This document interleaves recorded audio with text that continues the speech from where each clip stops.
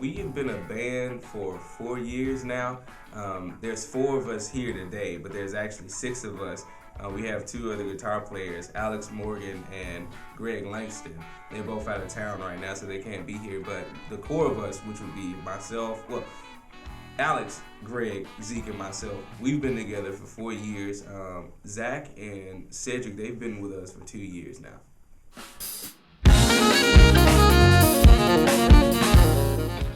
I would have to say, first off, would be this bass player named Victor Wooten.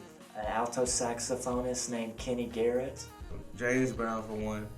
Love funk. There's nobody that I say that impresses me more than Bill Evans on piano. Herbie Hancock. I love funk. I like the Beatles too.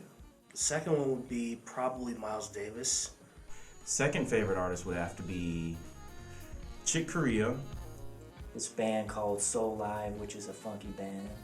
This group called Weather Report that actually kind of came out of Miles Davis, which featured Wayne Shorter and Joe Zawinul, and another one of my favorite bass players, Jaco Pastorius. My third favorite artist would have to be Hiromi Uhara because she can blend the mess. I'm sorry, I have to use the word mess because there's no other way to describe how she can take jazz and classical and just put it together, and it's oh my goodness, it's very good. It's something that I haven't heard from anybody other than Oscar Peterson, who is an old late great. More recently, one person who's become one of my favorite artists is a gentleman by the name of Blind Mississippi Morris, who's a blues harmonica player from the Delta. He's a great guy, and his artistry is just amazing. It is absolutely amazing. You need to go check him out.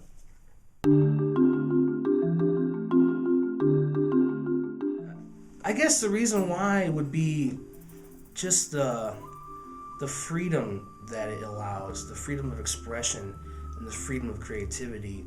The thing what I enjoy about it the most is just how it's really up to you what you do with the tools, what you do with your instrument, what you do with the knowledge and music you have, and it's open to a lot of different interpretation.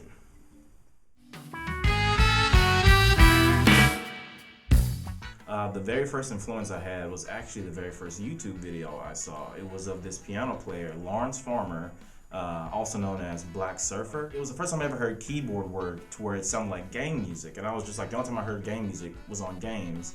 And so when I heard this, it was just like, hey, I could possibly do this, playing piano. And so that got me into playing piano even more. John Coltrane is a big one. A gentleman by the name of Will Kennedy, who is known for playing with the group the Yellow Jackets. I remember when I first saw him, he was just absolutely amazing, and I was 12 and never before have I seen drums played like that.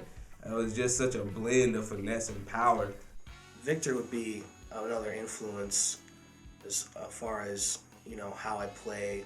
He kind of makes music fun in a way. This guy named Cannonball Adderley, who's an alto saxophone player. My second influence on piano is actually not a piano player, it's a saxophone player, Wayne Shorter. And it's actually not for his playing, it's for his compositions. He has a way of making just the sweetest melodies sound even better. Whenever I'm thinking about how can I be more creative, how can I expand on something, I always go back to what would Wayne Shorter do right here. Another influence I would say would be this Greek composer named Yanni, who has a lot of mixing of styles together. It's not really classical, it's not really jazz, it's not really popular music. It's kind of a mixture, and he'll usually play with an orchestra and a band together and plays these compositions and just creates a huge wall of sound. I would have to say Herbie Hancock. His creativity and his mastery over the instrument and just music in general is just something that's very inspiring. I dream of playing with that guy. He is amazing. And he brings the funk every time he plays. So Yeah, why not love Herbie Hancock?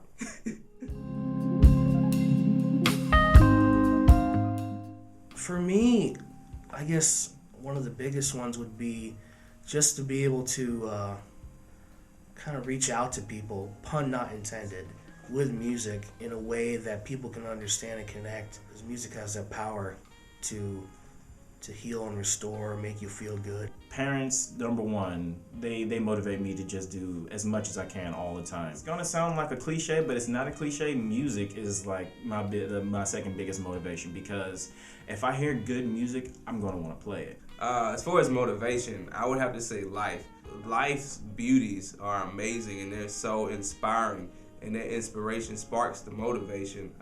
It almost gives you a sense of, not almost, it does give you a sense of something to play for, and it gives you a reason to play. Music, it's I just kind of feel compelled to do it. I really enjoy it, and the moments, especially with Reach, we have certain moments where we're kind of all communicating, all talking, and just for those moments, to achieve those moments alone, that makes it all worth it. You gotta enjoy what you're doing, because you're gonna be doing it a lot. I would just say keep your eyes, your mind, and your ears open. Don't let anybody or anything stop you or diminish your passion. Grow your ears. The best way you can. Listen to different music, listen to different people. If it's the norm, listen to something else. Don't be afraid to be inspired by things maybe outside of what you normally are into. If you started, keep going. Don't quit. Just keep going. Master your craft. Perfect it. Utilize it in a positive and beneficial way. Listening is like the biggest thing you could do for yourself. Regardless of what the naysayers say, keep doing what you love doing, and I think you'll be fulfilled if you